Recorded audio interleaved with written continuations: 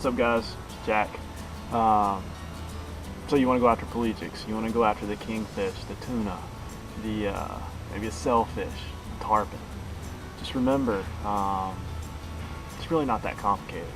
All you want to do is get you a stout rod. It'll hold about 300 yards of line. I'm rocking the Casking 50-pound on a Jigmaster 500 with a Tiger Ugly stick that is basically a pretty cheap setup. You can get them off eBay, like 30 bucks used. And then the Tiger sticks are usually about 50, 60 bucks. Pretty hefty, cheap, strong, don't break. And just make sure you got about 300 yards of line. And steel wire when you need it, 45-pound steel wire. I like to run 60-pound mono, unless it's the kingfish around. A couple other rigs I like to use. Got the Pin 850. It's probably a little heavier than you need. 50-pound Cast King braided line with a ugly stick Tiger Light rod, 6'6", just a jigging rod. These are set up to be meat sticks. 50-pound line and a kayak, you're not gonna be able to put enough pressure on it to probably break it. I got them floated, of course, and just rocking 40-pound steel wire, 45-pound steel wire.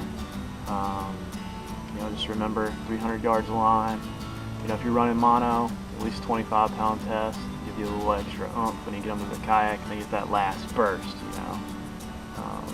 And if you want to go really big, which is kind of a little stout in a kayak, but gotta have your meat stick. 4/0 Senator.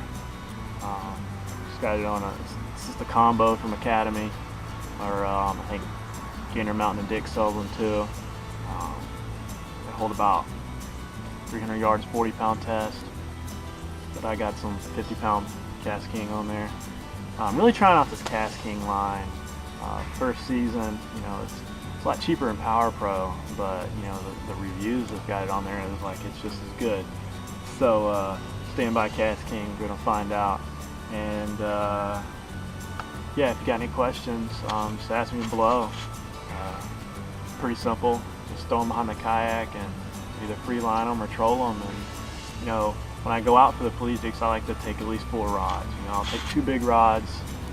Usually the Jigmaster and the 850. And I like to have a couple inshore rods, like maybe 2 bait casters or a bait caster and a spinning reel, with 30-pound braid, 20-pound braid.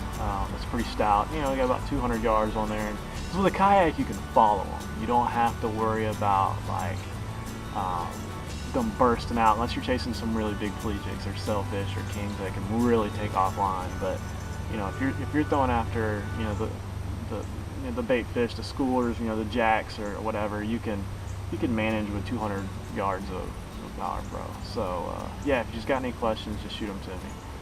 See you later.